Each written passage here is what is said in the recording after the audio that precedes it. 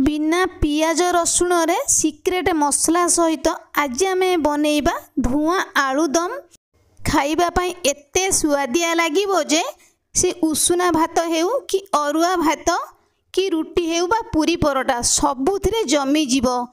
नमस्कार, मामा किचन ओडिया को आपण मानक अनेक अनेक स्वागत। एई रेसिपी पाई प्रथमे हमको सिझा आलू दरकार। तो एठी मु 4टी बड़ साइज रो सिझा आलू नै आइछि। ग्राम्स रे कहले ए आलू हमर 500 ग्राम रो हबो। जेतिकी आलू आपण माने बनेइबे सेही अनुसार नेबे। जे कोनोसी आलू आपण मानक पाखरे थिबो, छोटिया साइज रो आलू आपण मान नै परिबे, बड़ साइज रो आलू मध्ये नै परिबे। टेस्ट रो किछि भी फरक आसीबोनी। केही केही कहउचंत कि छोटी आलू रे भलो टेस्ट आसीबो, बड़ आलू रे टेस्ट आसीबोनी। बिल्कुल भी नुह, टेस्ट समान ही रहिबो। तो एई भली भाबरे आमे सबु आलू को काटी नै जिबा।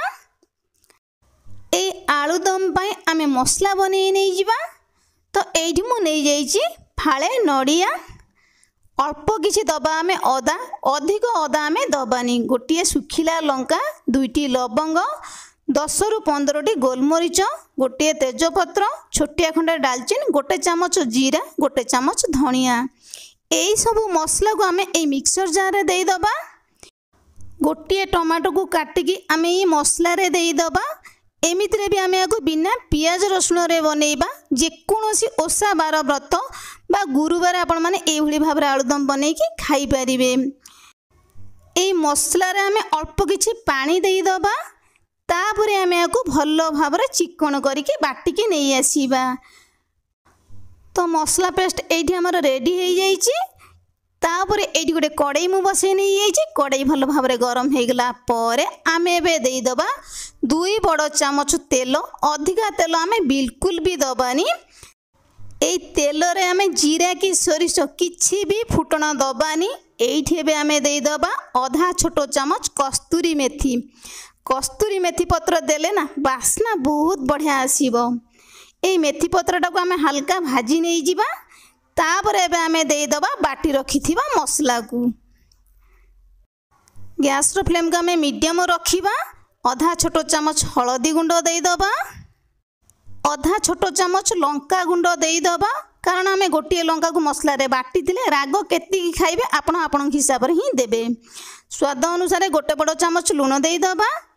एबे ई मसला को आमे किछि समय कसी नै जिबा जे पर्यंत ए मसला रे हमर तेल अलगा न हेइची। मसला को आमे जेते भलो भाबरे कसीबा ना तरकारीटा सेतिकी खाइबा पई सुआदिया लागिबो।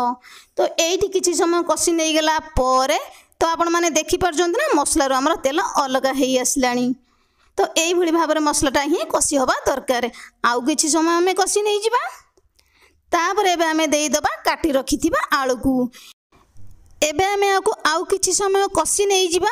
एमिति कसी नै गेले कोन होबो ना आलूटा बिल्कुल हमर पाणचिया कि फिका लागिबोनी। आलू दमटी खाइबा पई भारी सुआदिया लागिबो। तो एइठी एबे हमर ए आलूटा भलो भाबरे कसी हेइ गलानी। एबे आमे देई दबा आवश्यक अनुसार गरम पानी।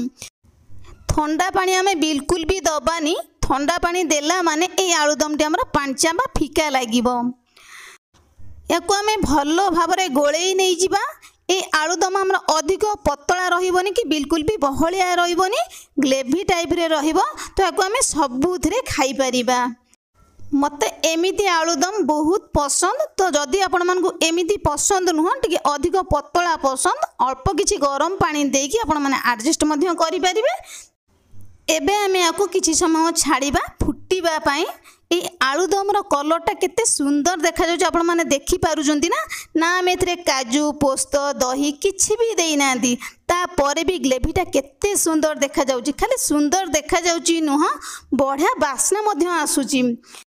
तो एइठी एबे आमे देई दबा आधा छोटो चामच गरम मसला।